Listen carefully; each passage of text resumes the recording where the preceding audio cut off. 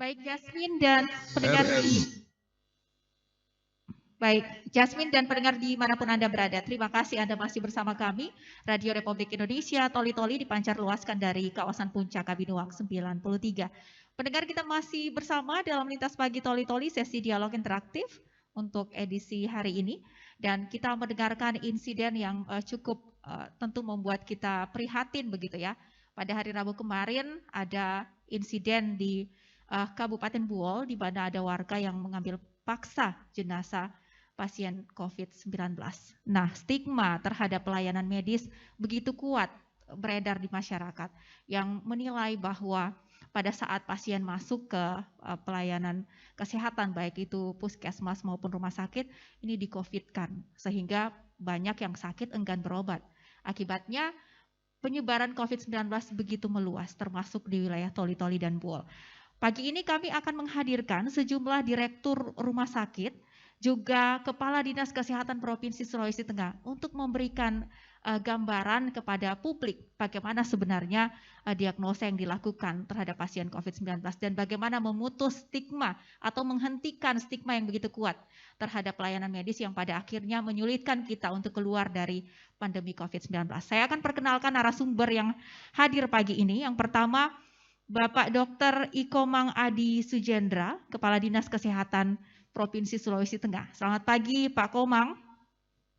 Selamat pagi, Assalamualaikum warahmatullahi wabarakatuh. Waalaikumsalam warahmatullahi wabarakatuh. Kemudian nanti juga ada narasumber lainnya yang akan bergabung, Direktur Rumah Sakit Mokopido, Direktur Rumah Sakit Mokoyuri, dan Direktur Rumah Sakit Anun Taloko Parimo. Dan saya bersama dengan mantan pasien COVID-19, ada Pak Yusuf Andi Mapiase.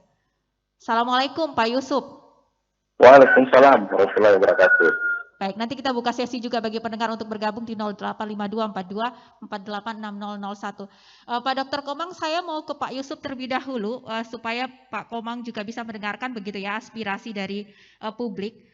Pak Yusuf ini pernah menjadi pasien yang divonis terpapar COVID-19. Ini bisa diceritakan terlebih dahulu Pak Yusuf ini bagaimana pada saat itu Anda kemudian divonis mendapatkan COVID-19 begitu atau terpapar COVID-19.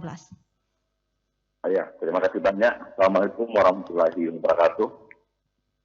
Ya, pada saat itu saya mengalami proses demam yang saya alami selama 6 hari berada di rumah.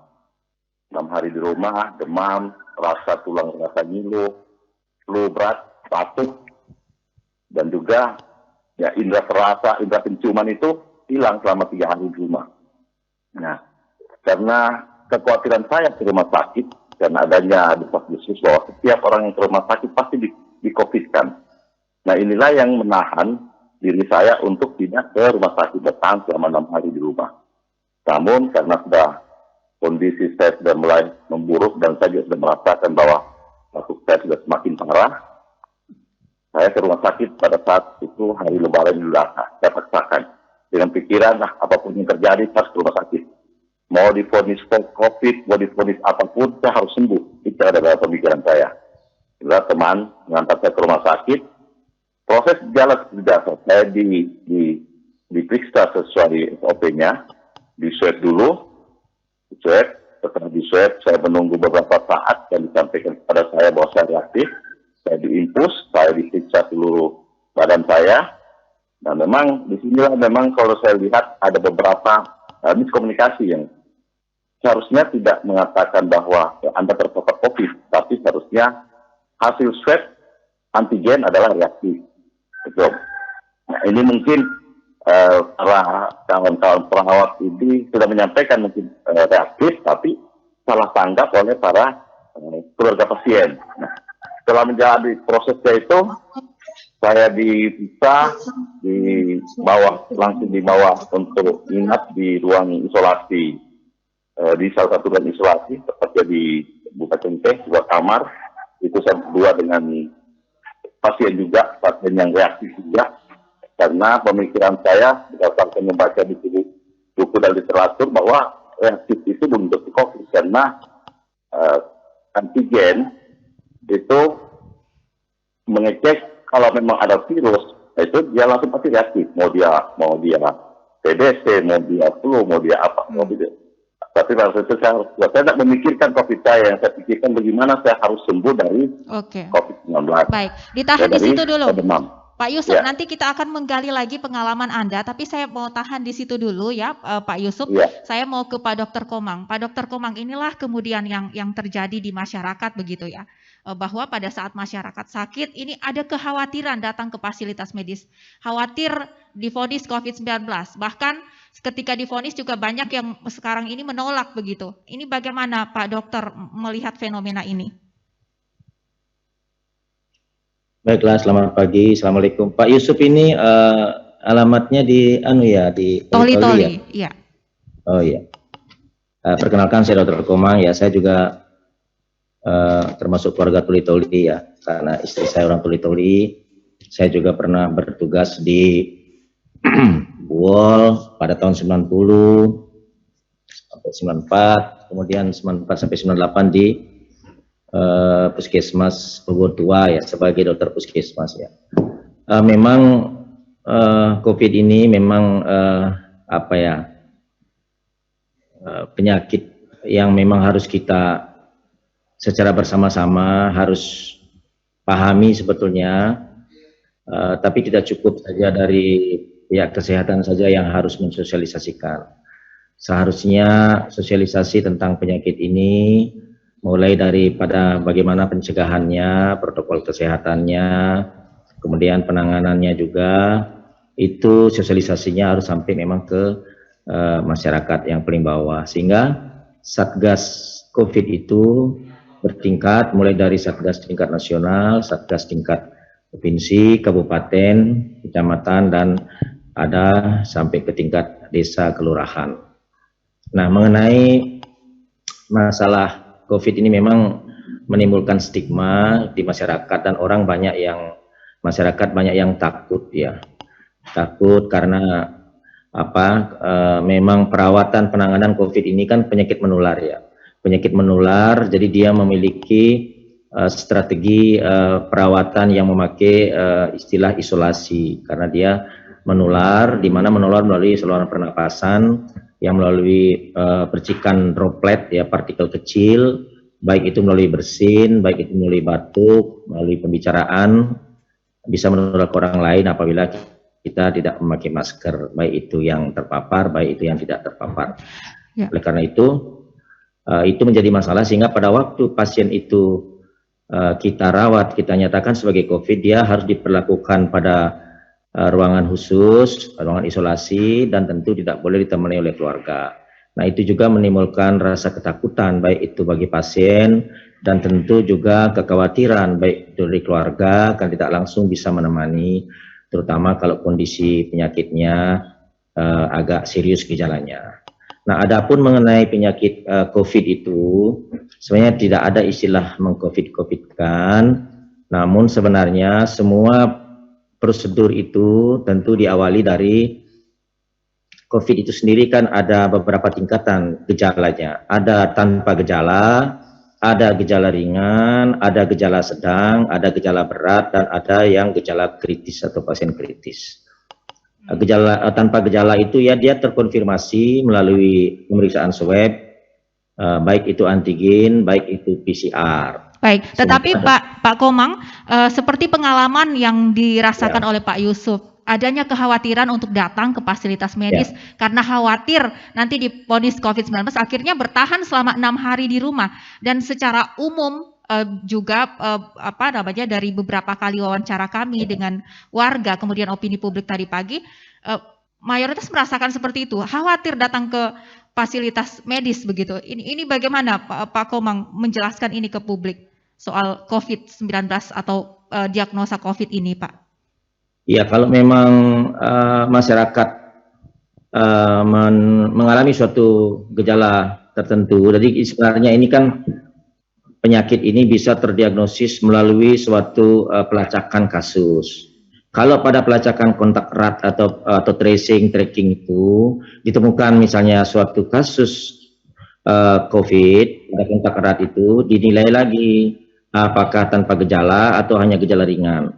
Kalau tanpa gejala atau gejala ringan, itu dimungkinkan untuk melakukan isolasi mandiri di rumah. Tentu pengawasan dari tenaga kesehatan yang terdekat. Nah, ini juga menjadi problem, ada beberapa keterbatasan oleh karena kita saat ini mengalami lonjakan kasus yang sangat luar biasa.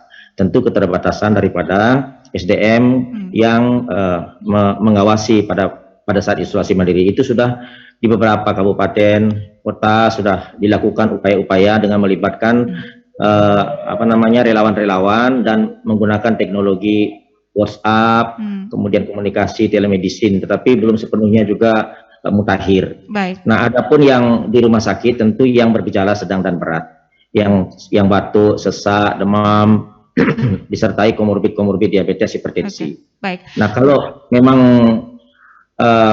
tergolong sedang dan berat, memang sebaiknya harus memang dirawat di rumah sakit. Tidak bisa lagi menjalani baik itu isolasi mandiri di rumah, baik itu melalui isolasi terpusat yang disediakan oleh pemerintah. Oke, Pak Dokter, Pak Dokter dan Pak Yusuf, kita mau mendengarkan juga nih dari Direktur Rumah Sakit Umum Daerah Makoyuri Kabupaten Buol. Hari Rabu kemarin ada insiden yang terjadi, kita prihatin dengan kejadian ini, dan ini tentu terjadi karena ketidakpercayaan publik begitu dengan hasil yang dikeluarkan oleh rumah sakit. Saya menyapa terlebih dahulu Pak Dr. Arianto S. Panambang. Assalamualaikum Pak Dokter. Waalaikumsalam warahmatullahi wabarakatuh. Selamat pagi, salam sejahtera untuk kita semuanya, salam sehat. Salam Direktur. Assalamualaikum Pak Direktur. Waalaikumsalam Pak Gadis. Masya Allah. Baik. Wah, tadi saya mute rupanya ya. Tadi mungkin terakhir keterangan saya tidak masuk ya, saya lupa. Ya, silakan. Baiklah. Pak Dr. Arianto, mungkin bisa diceritakan Pak Dokter, tentu kasus yang terjadi di Kabupaten Buol Rabu kemarin ini adalah gambaran ketidakpercayaan publik begitu ya, tentang diagnosa yang dilakukan oleh rumah sakit. Tetapi tentu bisa dijelaskan melalui RRI Toli-Toli ini bagaimana kejadian sebenarnya yang kemudian nanti kita akan bahas bersama mencari solusinya begitu Pak Dokter. Ya, terima kasih.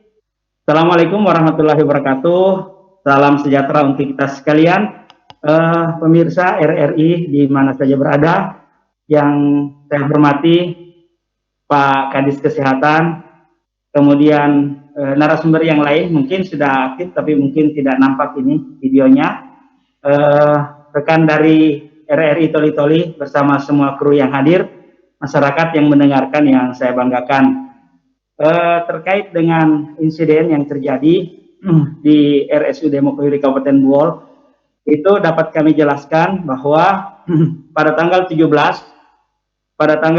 Agustus tahun 2021 sekitar jam 15:49 ada pasien perempuan usia 41 tahun masuk di EGD rumah sakit karena sejak dari rumah tidak membawa hasil rapid antigen, maka di UGD kita lakukan pemeriksaan untuk menapis apakah pasien ini akan dilakukan perawatan di ruangan pelayanan pasien umum atau kita lakukan perawatan khusus di ruang COVID.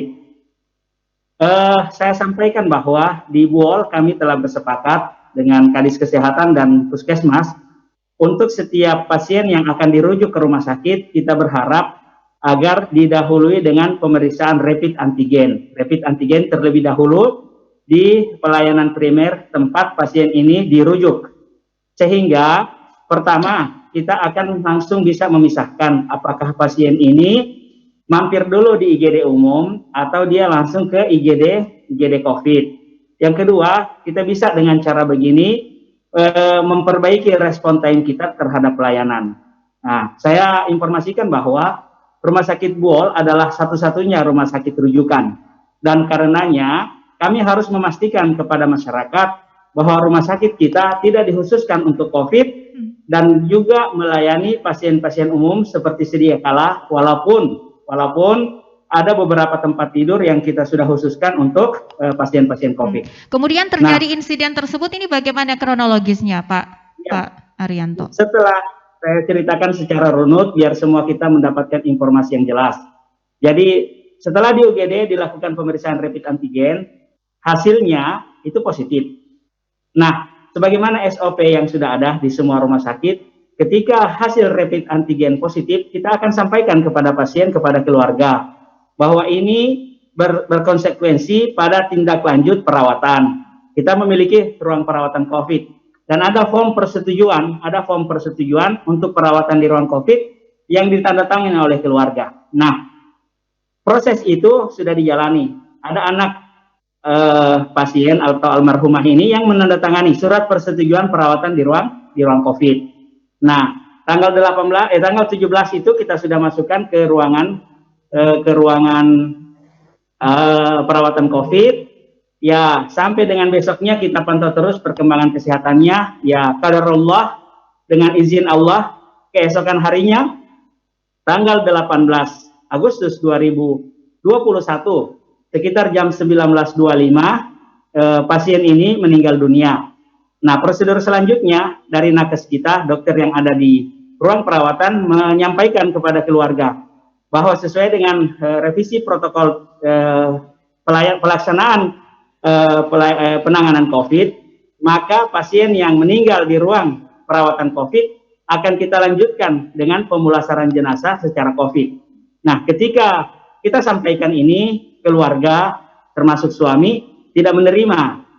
Nah, tidak menerima pemulasaran jenazah secara COVID. Nah, kita sampaikan, tugas kami di medis menyampaikan hal ini karena ini lanjutan daripada penanganan yang sudah standar ya, dilakukan di mana-mana. Nah, tapi karena beliau menolak, kita ajukan form, ada isian penandatanganan penolakan tindakan, ya kan? Nah, setelah itu karena sudah ditolak ini penanganan pemulasaran secara COVID, nah situasi saat itu mungkin juga dipacu oleh banyaknya orang atau warga dari sekitar kediaman almarhumah yang sudah ada di rumah sakit. Situasi seperti begitu sudah bercampur dengan provokasi dan yang lain-lain, akhirnya memuncak sampai dengan pemukulan tenaga kesehatan kami dan pengambilan paksa jenazah almarhumah untuk dibawa pulang ke rumah. Oke. Nah, di situ titik poinnya. Titik poinnya, diagnosis akhir kematian itu tidak diterima oleh keluarga, sehingga menolak seluruh prosedur lanjutan dari perawatan penanganan COVID yang kami lakukan. Baik, padahal ini sudah ditandatangani di awal bahwa setuju begitu dirawat sesuai ini ya. Baiklah, saya coba ke Pak Yusuf terlebih dahulu sebelum ke Pak Dr. Komang. Pak Yusuf, tentu dengan adanya hal-hal seperti ini kita khawatir akan memperburuk keadaan begitu ya, penyebaran COVID-19 semakin meluas dan kita agak sulit untuk keluar dari pandemi ini. Tetapi dari pengalaman yang Anda rasakan, apa yang kemudian perlu dievaluasi begitu Pak Yusuf supaya publik bisa lebih memahami? Kalau tadi dalam opini publik RRI sekarang ini hoax lebih banyak berkembang dan informasi yang diberikan ke publik ini agak minim begitu, klarifikasi dari hoax-hoax yang berkembang sehingga lama-kelamaan semakin besar memvonis bahwa pelayanan medis itu sengaja meng-COVID-COVID-kan. Ini yang lebih kuat di publik begitu, Pak Yusuf. Iya, jadi gini, memang tadi apa oleh Pak Dr. Adianto Panambang terkait prosedur masuk di IGD itu yang saya alami, di mana setelah kami di swab antigen itu melakukan untuk proses siap untuk ditangani dengan proses COVID. Nah, hanya hal-hal yang berkembang di luar, karena setelah saya sembuh, saya berada di luar, banyak yang kami dapat dari luar terkait ditandatangani tidak akan ditindaki kalau tidak ditandatangani COVID. Jadi seakan-akan semua pasien yang masuk itu adalah COVID, divonis COVID. Padahal tidak juga. Ada juga yang itu isolasi. Nah, sangat berkembang harus ditentang. Ya memang masih tanda tangan kalau saat kita memang positif aktif gitu. Nah, yang kedua, terjadi lagi di mana bahwa setelah kami di ruang isolasi, kami kurang diperhatikan oleh perawat. Yang kedua, kami diberikan obat itu banyak, obat yang seakan-akan membuat kita menambah sakit. Padahal tidak seperti itu isu-isu yang ada di luar ini. Untuk kami selaku bersama dengan kawan-kawan penyintas COVID-19 meluruskan ini bahwa tidak. Saat ini saja ada beberapa kawan saya isolasi. Ini juga hoax yang beredar di masyarakat ya, bahwa ketika dibilang COVID obat-obatannya banyak, kemudian memperparah Banyak. keadaan, padahal tidak seperti itu yang Anda rasakan. Karena iya memang ada obat, ada sekitar 4 sampai 5 obat, tapi obat itu ada obat flu, ada obat demam, ada obat nyilu.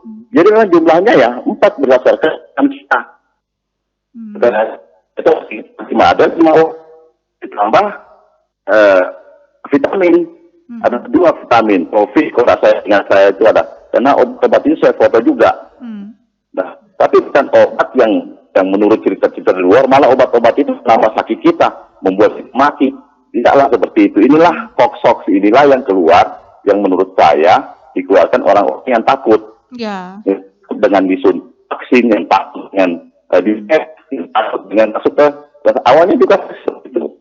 Saya 6 hari di rumah, ada kekhawatiran untuk pergi ke rumah sakit. Khawatirnya saya pasti saya reaktif, pasti saya COVID. Saya lagi kondisi batuk berat, flu, terasa tidak kencing, tidak berfungsi, demam, persennya. Jadi pastilah reaktif karena ada virus di dalam tubuh kita. Nah, ini saya sadari bahwa buat seluruh teman-teman yang saat ini banyak loh, kawan-kawan hari ini, orang-orang cacat saat ini yang lagi sakit di rumah. Ya, yang akhirnya pada saat ke rumah sakit tidak mampu bertahan 1 hari di rumah sakit, akhirnya meninggal. Ada yang cuma beberapa jam masuk ke rumah sakit, akhirnya meninggal. Tapi dan rumah sakit disalahkan lagi begitu ya? Rumah sakit disalahkan lagi. Oke. Padahal bertahan di rumah. Baik. Ya? Baik, ditahan dulu Pak Yusuf. Ini berharga sekali apa yang Anda sampaikan pagi hari ini. Saya mau ke Pak Dr. Komang Adi. Pak Dr. Komang, bagaimana Anda mengomentari yang disampaikan oleh Pak Haryanto kemudian juga Pak Yusuf Mapiasa? Silakan Pak Dokter. Ya, baik. Memang apa yang dilakukan rumah sakit itu tidak serta-merta dibuat-buat di karang-karang. Jadi kita memiliki sebuah buku pedoman yang harus dipedomani yang dikeluarkan oleh Kementerian Kesehatan. Terakhir itu adalah revisi 05 ya, revisi kelima yang terakhir keluar itu pada bulan Juli 2020. Begitu pula penata laksanaannya juga standar secara nasional yang dikeluarkan oleh Kementerian Kesehatan. Untuk kasus tanpa gejala cukup vitamin saja. Untuk kasus ringan juga vitamin. Kalau ada gejala flu mungkin ada obatnya oseltamivir. Kalau sedang ada favipiravir. Itu yang dibilang Pak Yusuf, memang favipiravir itu sampai dosis pertama itu 2 kali sehari 8 tablet 1 biji karena untuk mencapai dosisnya 1600 mg itu. Kelihatan banyak. Kemudian ada juga di sana vitamin multivitamin yang mengandung vitamin C, mengandung zinc, mengandung vitamin D. Nah, pada kasus-kasus sedang dan berat itu ada obat suntikan. Jadi memang semua yang dilakukan oleh rumah sakit itu tidak boleh lepas dari protokol pengobatan yang dikeluarkan secara resmi oleh Kementerian Kesehatan. Nah, kemudian saya mengomentari tentang diagnosis. Di awal pandemi dulu kan ada istilah rapid antibody, sekarang sudah ditinggalkan. Kemudian tetap golden standard atau baku emas untuk diagnosis itu diakui oleh adalah PCR atau polymerase chain reaction real time ya. Kemudian rapid transkriptase ya, RT-PCR, yang cara pengambilannya dengan swab. Swab itu adalah caranya. Kemudian ada juga sekarang yang kita galakkan itu dengan swab juga cara pengambilannya, tapi berbasis antigen. Nah, dengan edaran terakhir dari Bapak Dirjen Yankesmas, kemudian demikian juga Bapak Dirjen P2P Kementerian Kesehatan, sekarang rapid diagnostik antigen itu sudah digunakan sebagai diagnostik pada daerah-daerah yang termasuk kategori C, di mana tidak ada ketersediaan PCR misalnya atau lambat untuk mendapatkan hasilnya. Sehingga kalau orang bergejala sudah rapid antigen positif, bukan reaktif ya, positif, itu sudah disebut COVID. Ini akurasinya juga sama begitu ya? Ya, akurasinya tidak diragukan lagi dan sekarang resmi bisa digunakan sudah ya. Baik, tetapi Pak Dr. Komang, ini tadi yang disampaikan oleh Pak Yusuf, hoax yang begitu masif, ini jarang sekali kemudian ada apa namanya bantahan atau konfirmasi yang masifnya sama, sehingga bikin publik juga jadi takut begitu berobat. Memang diakui hoax ini memang beredar luas. Inilah sebenarnya perang di media sosial juga. Bagaimanapun kita juga sebenarnya dalam mengatasi pandemi bukan saja pemerintah sebenarnya yang harus berperan. Jadi kalau kita lihat di BNPB itu kan ada pentahelix itu ya. Pemerintah, kemudian swasta, kemudian perguruan tinggi, para akademisi, kemudian media massa termasuk RRI, media elektronik, televisi, kemudian media koran ya, media cetak, dan masyarakat itu sendiri. Untuk keluar dari pandemi ini tidak bisa pemerintah saja. Jadi semua berkolaborasi. Misalnya masyarakat itu harus taat dengan protokol kesehatan. Itu adalah wujud daripada kerjasama antara kita bersama untuk segera menurunkan laju penularan atau kurva epidemi daripada COVID-19. Okay. Nah, oleh karena itu sebenarnya kita ini baku bantu secara bersama-sama. Janganlah kita kemudian menciptakan hoax di media-media sosial yang kemudian akan merugikan kita secara bersama-sama sebagai anak bangsa. Semakin lama kita larut dalam pandemi dan semakin tentu dampak sosial dan ekonominya semakin besar. Begitu yang saya bisa sampaikan. Baiklah, Pak Dr. Komang, Pak Arianto, dan Pak Yusuf, nanti setelah jeda kita akan membahas apakah dengan adanya stigma yang buruk terhadap pelayanan fasilitas kesehatan, ini yang berdampak dengan kita sering mendengar kabar kematian akhir-akhir ini. Hampir setiap hari di semua wilayah kita mendengarkan informasi ada lagi warga yang meninggal, begitu ya. Tingkat kematian cukup tinggi. Pasien COVID-19 pun demikian. Kabar terakhir yang kami terima di Kabupaten Bool 47% kenaikan angka meninggal dunia. Apakah ini ada kaitannya dengan stigma-stigma buruk yang diberikan ke pelayanan medis? Kita akan jawab ini, kita akan bahas ini setelah kita jeda terlebih dahulu. Pastikan tetap bersama kami. Tidak perlu takut secara berlebihan dengan yang namanya virus corona. Karena virus corona dari data yang saya terima, 94% lebih penderitanya dapat disembuhkan. Jadi sebetulnya musuh terbesar kita saat ini adalah bukan virus itu sendiri, tapi rasa cemas, rasa panik, rasa ketakutan, dan berita-berita hoax serta rumor. Kita sebenarnya harus yakin dengan fakta, informasi, solidaritas bersama, dan gotong royong. RRI, Radio Tanggap Bencana COVID-19. Baik, pendengar, terima kasih Anda masih bersama kami Radio Republik Indonesia, Toli-Toli, Buol, dan juga Parimo. Kita dalam sesi dialog interaktif. Saya juga buka line interaktif di 085242486001. Sekali lagi di 085242486001. Sedianya hari ini kita bersama Direktur Rumah Sakit Mokopido, tetapi beliau mengkonfirmasi sedang ada pasien yang harus ditangani sehingga tidak bisa hadir dalam diskusi ini. Demikian juga dari Direktur Rumah Sakit Umum Daerah Anunta Loko ya, dari Parimo. Dan pendengar, silakan Anda bisa menelpon di 085242486001 untuk bisa langsung ya ke narasumber kami. Ada Bapak Dr. Ikomang Adi Sujendra, Kepala Dinas Kesehatan Sulawesi Tengah, kemudian Bapak Dr. Arianto S. Panambang, Direktur Rumah Sakit Umum Mokoyuri, bisa juga bersama dengan Pak Yusuf Andi Mapiase ya. Ini salah satu penyintas COVID-19 yang juga informasinya tentu sangat berharga bagi kita semua. Ada Pak Alfayat yang sudah bergabung di Toli-Toli ya. Selamat pagi, Assalamualaikum Pak Alfayat. Waalaikumsalam warahmatullahi wabarakatuh. Ya, silakan Pak Alfayat. Ya, menyimak topik pada pagi hari ini, sebenarnya ini tanggung jawab untuk semua, baik itu masyarakat maupun dokter, para medis maupun dan yang lainnya. Yang perlu diatur sekarang ini kepada masyarakat adalah stigma masyarakat untuk memeriksakan kesehatan di pelayanan kesehatan. Nah, kenapa? Kira-kira bisakah uji coba 1 pekan saja atau katakanlah beberapa pekan ke depan, dalam hal ini pemerintah Provinsi Sulawesi Tengah maupun pemerintah kabupaten, baik itu Toli-Toli, Buol, dan Parimo, adakan uji coba sepekan. Tidak usah di rapid test masyarakat, rakyat yang mau berobat ke pelayanan fasilitas kesehatan. Dan kita lihat animo masyarakat. Dengan demikian salah satu, kalau misalkan bisa saya sampaikan, bisa menekan stigma masyarakat terhadap COVID. Memang sih betul apa yang dikatakan tim COVID, bahwa tidak ada niat sedikit pun, baik itu dari tenaga kesehatan maupun para dokter, untuk mengcovidkan. Bolehkah tidak? Uji coba, sekali lagi uji coba. 1 pekan atau 2 pekan. Tidak usah di rapid test masyarakat yang berobat.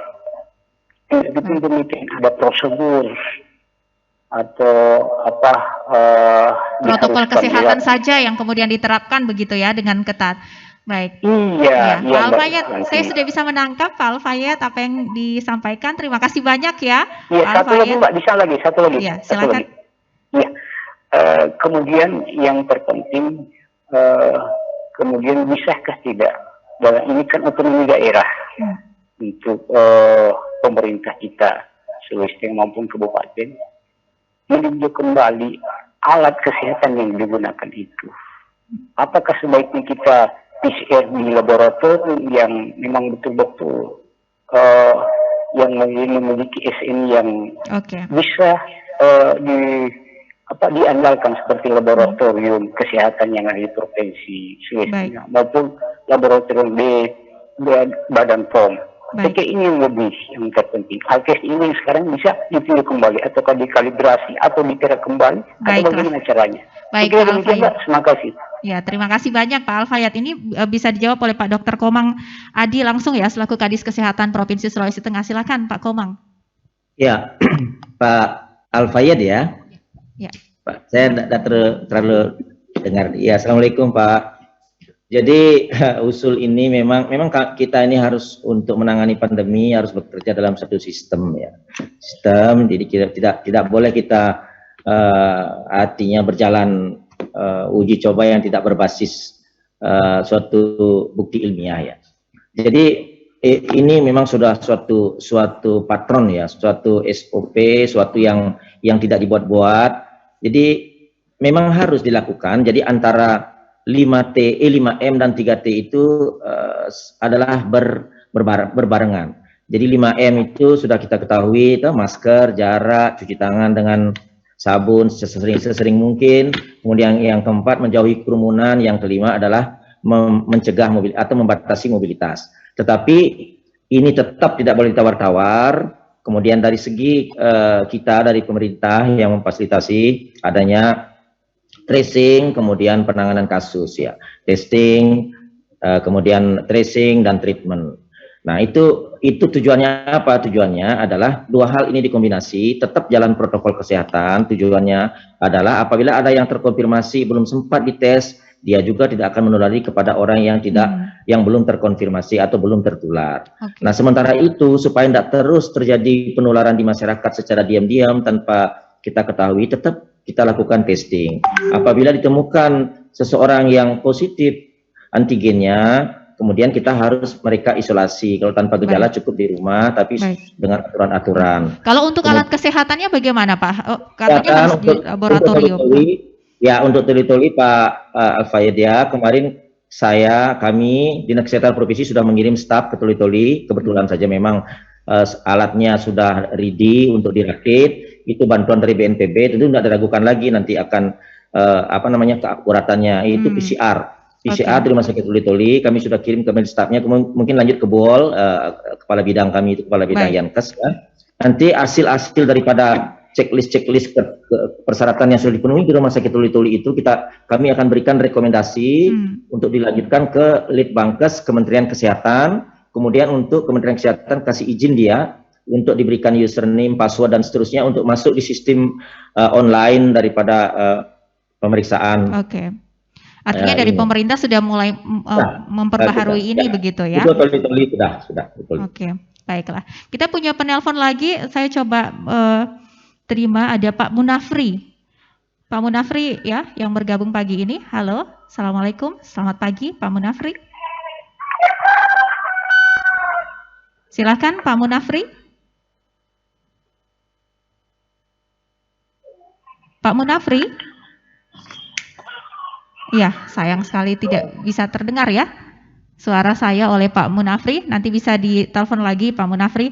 Pak Alfayet tadi sudah terjawab yang disampaikan oleh Kadis Kesehatan Provinsi Sulawesi Tengah. Kami berharap dalam diskusi ini silahkan ada yang ingin Anda tanyakan. Kita punya Direktur Rumah Sakit Mokoyuri dan Kepala Dinas Kesehatan Provinsi Sulawesi Tengah. Juga ada penyintas COVID-19 Bung Yusuf Andi Mapiase, supaya clear begitu ya. Kita bisa memerangi hoaks yang kemudian banyak beredar di masyarakat yang bisa membuat kita menjadi sulit untuk keluar dari pandemi ini. Saya punya penelpon lagi yang bergabung. Iya. dengan Pak Ansar ya. Halo, selamat pagi. Assalamualaikum Pak Ansar. Assalamualaikum Pak Ansar. Assalamualaikum. Iya, waalaikumsalam warahmatullahi. Silakan Pak Ansar. Assalamualaikum. Ya, waalaikumsalam Pak Ansar. Silakan Pak, langsung saja. Jadi saya kira apa yang disampaikan tadi dari narasumber bahwa tidak mungkinlah tenaga kesehatan atau dokter untuk mengtopik-topikkan orang, ya. Saya kira kita sepakat ini. Kemudian stigma yang ada kan ya inilah yang kita perlu usahakan bagaimana stigma ini bisa dihilangkan, ya. Jadi tentunya ada beberapa hal yang barangkali yang perlu penjelasan. Kan di medsos ini banyak sekali yang mempengaruhi pikiran-pikiran masyarakat. Seperti ada yang mengatakan ya apa betul ini ya, perlu saya pertanyakan di narasumber ini bahwa untuk Malaysia, Filipina dan ada beberapa negara itu bahwa virus COVID-19 ini sudah dianggap virusnya atau kayak flu saja. Ini. Nah, itulah yang biasa menganggap sedangkan negara tetangga kita sudah menganggap flu biasa. Sehingga tidak khawatir lagi orang. Nah, ini kan kita ini karena banyaknya meninggal dan sebagainya, khawatir semua. Tambah inilah yang mengakibatkan imun menjadi turun begitu ya. Iya. Baiklah Pak Ansar. Saya kira seperti itu. Ya, terima kasih banyak ya Pak Ansar sudah bergabung bersama kami. Saya langsung ke Pak Dr. Arianto S. Panamang. Nanti kita juga mendengarkan dari Pak Yusuf bagaimana kisahnya kemarin menjadi penyintas COVID begitu ya. Pak Dr. Arianto, ini banyak beredar di media sosial di negara-negara lainnya sudah menganggap bahwa ini flu biasa. Tetapi di kita ini banyak kematian, banyak angka kematian. Hampir setiap hari kita mendengar tingkat kematian yang tinggi. Ini bagaimana penjelasannya Pak Arianto? Ya, suaranya saya belum dengarkan, Pak. Pak Arianto, suaranya saya belum dengarkan, Pak Arianto. Oh iya, ya, sudah. Silakan. Ya, terima kasih. Terima kasih Pak Ansar, Pak Munafri yang belum connect tadi dengan Pak Al-Fayed. Saya pikir apa yang telah dijelaskan Pak Kadis Kesehatan Provinsi itu menjadi poin penting bagi kita dalam perang melawan stigma atau hoax. Jadi begini, Bapak-Bapak, bahwa hari ini perang melawan hoax dan stigma itu nyata, memang karena hampir ulang tahun yang kedua ini COVID, kita masih perang antara pendukung dan penentang COVID. Itu harus kita akui, kita sadari. Jadi saya dengan beberapa orang teman, akrab, ya orang juga suka narasi, diskusi dan lain-lain. Saya sampaikan begini bahwa mari silakan dengan pendapat masing-masing, cuma jangan saling memprovokasi. Ya saya sampaikan. Saya di posisi yang percaya dengan COVID, maka apa yang saya lakukan berbasis apa yang saya yakini begitu. Nah, yang jadi masalah begini, mohon maaf sebelum saya kuatkan apa yang diminta Pak Ansar. Jadi begini, teman-teman yang suka menyebarkan hoax, saya yakin secara nurani mereka juga itu tahu sebenarnya. Cuma seakan-akan mereka mendapatkan sesuatu dari penyebaran hoax. Saya ingin katakan, kalau kalian punya waktu untuk membaca hoax, kenapa tidak diluangkan sedikit waktu untuk membaca literasi yang berimbang? Kan tinggal gampang sekali sekarang nih, supaya kita mendapatkan basis input di mindset kita itu data yang betul. Kalau hoax itu tidak bisa dipertanggungjawabkan dari mana dasarnya, kenapa kita tidak merujuk pada sumber-sumber resmi yang bisa diakses, yang sudah disampaikan oleh pemerintah?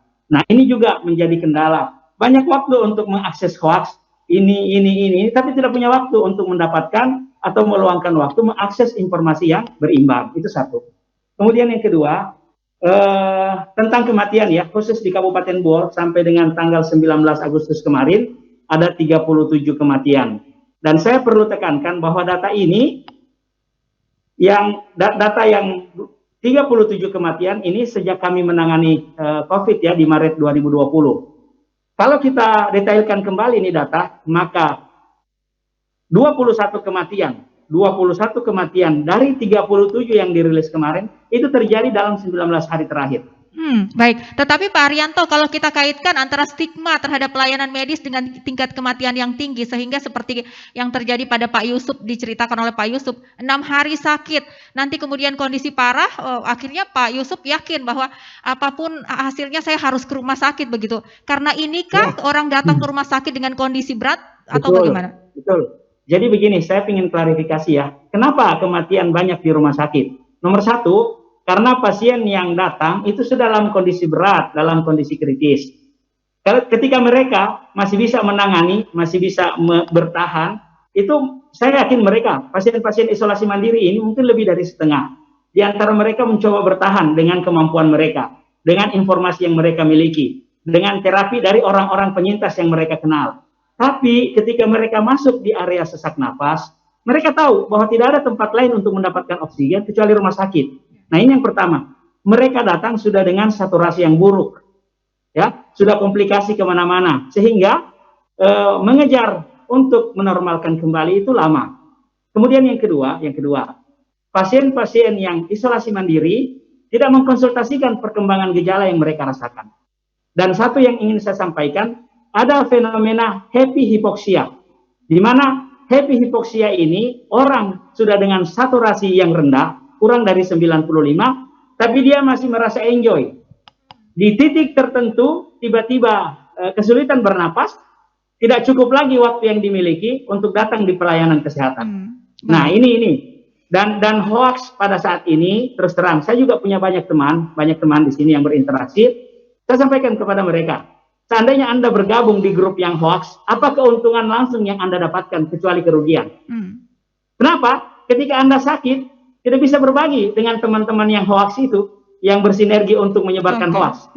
Ya. Tetap ujung-ujungnya akan mencari rumah sakit, begitu ya, Pak Arianto. Makanya saya bilang, kenapa kematian meningkat di rumah sakit? Karena orang datang di posisi yang kritis di rumah sakit. Mohon maaf ya, teman-teman gadang guyon. Coba kalau sudah kritis, ya pergilah ke taman, pergilah ke laut, kemana ya, pasti akan ada kematian di tempat-tempat itu. Karena mereka yakin, pelayanan terakhir terhadap perbuatan oksigen itu ke rumah sakit. Nah, itulah kemudian banyak tinggi angka kematian di rumah sakit. Baik, ya. Pak Arianto, coba saya ke Pak Yusuf Andi Mapiase selaku penyintas COVID. Pak Yusuf, apa yang Anda mau komentari dari penjelasan Dr. Komang, beberapa penelpon dan juga Dr. Arianto? Silakan, Pak Yusuf. Ya, ada pertanyaan dari dua dokter kita ini. Ini terkait ini fakta yang terjadi beberapa hari lalu di rumah sakit Tokopedo. Salah satu kawan saya, sahabat saya itu karena sudah tidak tahan di rumah, tidak mampu, maksudnya dia ke rumah sakit. Karena sekitar minggu lalu di rumah sakit diminta untuk pulang dulu, tidak melawat di rumah karena kondisi rumah sakit pada saat itu memang lagi penuh. Nah, tapi penjelasan dari dokter Arianto Panambang bahwa itu karena dia sudah merasa teman ini sudah tidak mampu, tapi dari hasil IGD menyampaikan bahwa dia masih mampu dipulangkan, bisa pulang. Tapi selama pulang seharusnya, menurut saya ini harus dipantau, jangan dibiarkan pulang. Nah, ini pada posisi yang sedang berat, tapi kan masih banyak yang lebih berat berada di dalam, karena faktor ruangan sudah penuh, IGD penuh, ruang isolasi penuh, harus dipulangkan.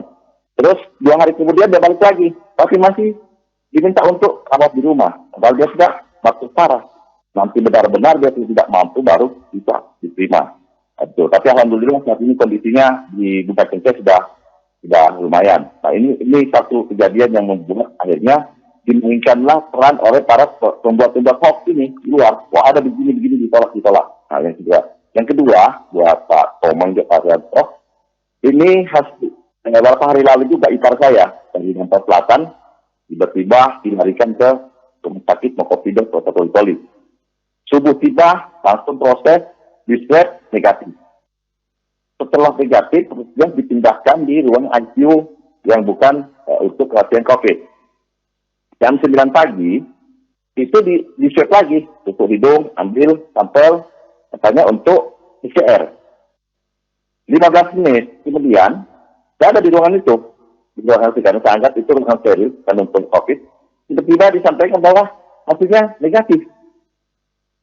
Nah, jadi pertanyaan saya, kok beda hasil antara antigen dengan PCR? Yang kedua, PCR itu berapa lama hasil yang bisa didapat, hasil kesimpulan bahwa dia ini positif, begitu. Begini. Oke, baik, seperti itu ya. Ini bertanya nih Pak Yusuf Mapiasa ke Pak Dr. Komang. Pak Dr. Komang silakan Pak Dokter ditanggapi. Ya, sebelum lupa, memang ada beberapa hal yang sebenarnya saya ingin tekankan, tapi langsung tentang PCR dulu. Secara umum PCR, RT-PCR yang kita punya itu rata-rata bisa 4-6 jam ya, karena dia ada proses tahapan ekstraksi, kemudian ada proses di PCR-nya. Jadi memang lama, tapi ada teknologi pemeriksaan yang setara atau sama saja garis miring berbasis PCR. Itu alatnya namanya alat tes cepat molekuler. Itu ada di rumah sakit memang, di rumah sakit Undata ada, di rumah sakit Toli-Toli juga sepertinya ada sudah, kecuali dia rusak. Nah itu bisa lebih cepat hasilnya 1 jam. Dan sama akuratnya sama dengan, itu juga berbasis PCR namanya. Nah adapun protokolnya, kalau orang sakit 1 kali dia negatif, memang diulang pada keesokan harinya. Diulang lagi. Kalau 2 kali sudah negatif, nah itu baru clear dia berarti bukan COVID. Karena ada istilah COVID itu kan di scoring dulu, dilihat gejalanya. Dilihat gejalanya, kemudian kalau dokter yakin itu namanya suspek. Ya. Suspek itu curiga, kecurigaan itu tinggi juga nilainya sekitar 75% ke atas. Okay. Nah harus dibuktikan dengan antigen atau PCR. Nah kemudian saya ingin mengomentari tentang tingginya kematian. Kematian itu kan tidak bisa hanya kita lihat dari bawah COVID murni. Jadi di antara semua pasien COVID itu, yang paling rentan itu, di antara semua populasi masyarakat yang rentan terkena COVID itu adalah kelompok usia lanjut atau lansia. Kemudian kelompok rentan yang kedua itu adalah kelompok-kelompok dengan penyakit-penyakit yang mereka disebut sebagai komorbid atau biasanya di masyarakat disebut sebagai bawaan gitu loh. Sebenarnya komorbid ya. Komorbid itu dia memiliki penyakit yang sudah lama dideritanya seperti diabetes, penyakit darah tinggi, penyakit gagal jantung, penyakit gagal ginjal, asma yang sering kambuh, penyakit paru obstruksi kronis gitu. Nah itu kelompok-kelompok masyarakat seperti diabetes, hipertensi ini rentan sekali untuk terkena infeksi dengan gejala yang lebih serius dibandingkan anak yang muda atau kelompok usia yang tanpa penyakit-penyakit tadi. Nah sehingga pada saat yang mereka terkonfirmasi biasanya gejalanya berat dan tentu angka kematiannya juga akan lebih tinggi. Iya, dan pastinya Pak Dr. Komang akan lebih parah lagi kalau kemudian sudah memiliki gejala-gejala sakit, tetapi karena adanya stigma terhadap pelayanan medis bertahan di rumah begitu ya? Iya, harus memang penurunan atau mengurangi tingginya angka kematian itu salah satunya adalah cepatnya untuk terakses dengan pelayanan kesehatan.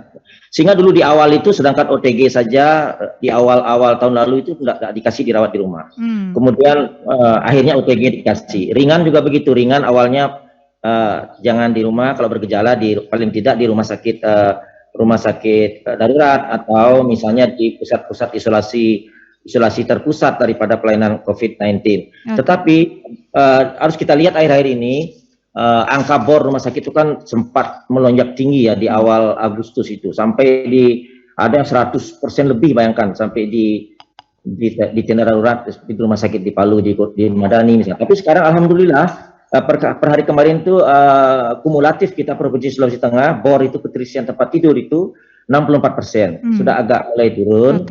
Tetapi yang di lain pihak kita juga senantiasa meningkatkan ketersediaan tempat tidur, Bu. Jadi kita sekarang punya tempat tidur untuk pelayanan COVID di Provinsi Sulawesi Tengah itu total adalah 1.296. Oke, baik. Pak Dokter, saya ingin bertanya seperti ini.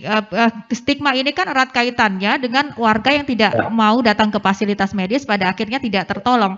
Kalau untuk gambaran tingkat kematian, Pak, di Provinsi Sulawesi Tengah dengan terlambatnya penanganan seperti dijelaskan Pak Arianto, ini perlukah menjadi kekhawatiran warga untuk merubah stigma ini bahwa jangan takut untuk datang ke fasilitas kesehatan ketika ada gejala-gejala begitu yang dirasakan? Iya, tentu kita menghimbau kepada masyarakat janganlah takut. Saya juga kebetulan profesi saya di bidang itu spesialis penyakit dalam. Saya juga masih memeriksa pasien ya, masih visite istilahnya. Jadwal saya setiap hari Sabtu biasanya. Memang saya melihat di rumah sakit itu sudah banyak perubahan-perubahan sekarang. Perubahan-perubahan, kemudian lebih sering sudah perawatnya bertemu dengan pasiennya, lebih sering masuk ke ruangan isolasi, dan pasien juga kalau memang gawat biasanya diletakkan di ICU. Kalau yang kurang gawat, yang sudah mulai stabil di hari ketiga itu kan menunggu 10 hari, Bu. Nanti 10 hari dan tambah 3 hari bebas keluhan respirasi atau pernapasan dan tidak panas, sudah boleh pulang hari ke-11 atau 12, 13 sudah boleh pulang. Nah, biasanya mereka itu berinteraksi dengan teman di sebelahnya.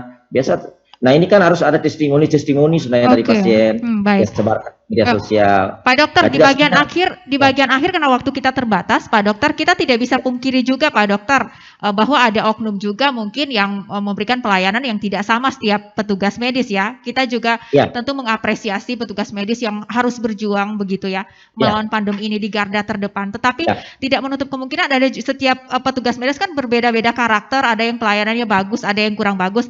Nah, dengan adanya stigma ini, evaluasi apa yang akan dilakukan oleh Dinas Kesehatan Provinsi untuk sektor pelayanan kita supaya masyarakat tuh lebih enjoy ketika datang ke fasilitas medis?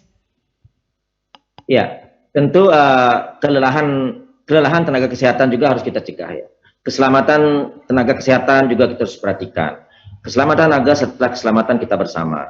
Jangan lupa rumah sakit itu adalah juga rumah sakit yang di masa pandemi juga dia harus tetap eksis untuk melayani pelayanan-pelayanan kesehatan esensial. Yang disebut esensial itu maksudnya yang biasa. Pasien darah tinggi yang bukan COVID, pasien jantung bukan COVID yang kontrol sudah telayani. Ibu hamil melahirkan harus dilayani dengan baik. Pasien TBC juga yang mendapat pengobatan lain, semua pasien dilayani. Nah, bagaimana kalau misalnya rumah sakit kolaps, terjadi kapasitas rumah sakit yang sangat luar biasa karena tenaga kesehatannya terpapar banyak. Nah, ini juga menjadi pemikiran kita, oleh karena itu rumah sakit itu juga strict dalam menerapkan namanya PPI, pencegahan dan pengendalian infeksi, dengan tracing, dengan triase di IGD, pemilihan pasien secara sangat ketat. Nah, adapun oknum ya tentu yang manusiawi. Nah, itu kita akan perbaiki dengan pendidikan kursus-kursus berkelanjutan ya bisa terjadi karena kelelahan. Oleh karena itu kita akan tambah misalnya tenaga kesehatan itu yang rasionya mungkin lebih bagus untuk sekian. Kita harus lihat juga memang akhir-akhir ini luar biasa banyaknya penambahan pasien, biasa memang. Baik. Nah, mungkin ya kurang berkenan ya, ada 1-2 orang itu oknum ya, kita akan perbaiki. Baiklah.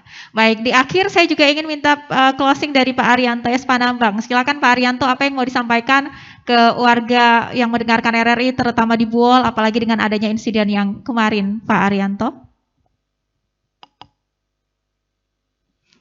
Sebagai bagian akhir, yang pertama saya ingin tetap mengajak masyarakat untuk 3 hal. Yang pertama, tetap taat dan disiplin dengan protokol kesehatan. Karena ini adalah upaya yang paling ringan, murah, dilakukan siapa saja untuk menjaga diri, keluarga, dan orang sekitar dari potensi terpapar. Kemudian yang kedua, mari dukung program tracing atau tracking, kemudian testing dan treatment. Artinya berikan kami jaminan agar proses pelacakan, proses pemeriksaan dan upaya pengobatan ini bisa berjalan sesuai dengan standar yang telah ditetapkan. Dan yang ketiga, mari sukseskan program vaksinasi nasional. Karena dengan ini, dengan sinergitas antara 3M, 3T dan vaksinasi, insya Allah menjadi ikhtiar yang akan menjadikan Sulawesi Tengah cepat terbebas dari pandemi COVID. Demikian. Baiklah, kemudian yang terakhir saya ke Pak Yusuf. Silakan Pak Yusuf, sebagai penyintas COVID, apa yang ingin Anda bagikan ke masyarakat dengan kondisi yang ada saat ini? Kita juga perlu mendukung tenaga kesehatan kita. Kalau ada oknum yang mungkin berbuat salah, kata Pak Dr. Komang, itu akan menjadi evaluasi. Silakan Pak Yusuf. Ya, bagi saya untuk saran buat seluruh kawan-kawan atau orang-orang terkait yang saat ini lagi berada di rumah dalam kondisi sakit, ya pesan saya, jika memang sudah merasa tidak mampu lagi berada, silahkan ke rumah sakit. Pergilah, percayalah bahwa dokter-dokter kita, perawat-perawat kita di sana menangani kita dengan baik. Itu yang saya alami selama 5 hari berada di ruang isolasi di rumah sakit. Pelayanan mereka luar biasa, makanan yang diberikan kepada kita juga cukup luar biasa. Jadi apa hal-hal yang kita dengar di luar tentang rumah sakit kita seperti dibiarkan, atau obat juga dipaksakan untuk diminum, tidak seperti itu yang nyatanya di rumah sakit. Jadi tidak usah didengar apa penyampaian orang. Kita yang rasakan, kita yang sakit yang merasakan. Kalau kita sudah merasa tidak kuat, segera ke rumah sakit. Tidak usah lagi dengar ada yang tahan-tahan, tidak usah ke rumah sakit karena ada seperti ini. Tujuan kita hanya satu, ingin sembuh. Kita ingin sembuh, tentu yang bisa menyembuhkan kita adalah selain diri kita sendiri, harus semangat, harus kuat dan jangan terlalu berpikir. Kita juga butuh penanganan ahli-ahli medis, dokter, perawat yang menangani kita di rumah sakit. Terima kasih. Baiklah, terima kasih banyak Pak Yusuf Mapiase, Pak Dr. Komang Adi Sujendra, Kepala Dinas Kesehatan Provinsi Sulawesi Tengah, kemudian Pak Arianto S. Panambang, terima kasih banyak sudah berbagi informasi melalui RRI Toli-Toli. Pak Yusuf, Pak Ansar, Ibu. Baik, dan pendengar dimanapun Anda berada, dari hasil diskusi ini kita bisa simpulkan Anda jangan hanya mendengar satu pihak saja. Ketika sakit jangan bertahan di rumah, apalagi kalau kondisinya sudah parah, karena kita khawatir selain penyebaran COVID-19 semakin meluas karena virus tidak terdeteksi, juga tentu akan merugikan diri Anda sendiri.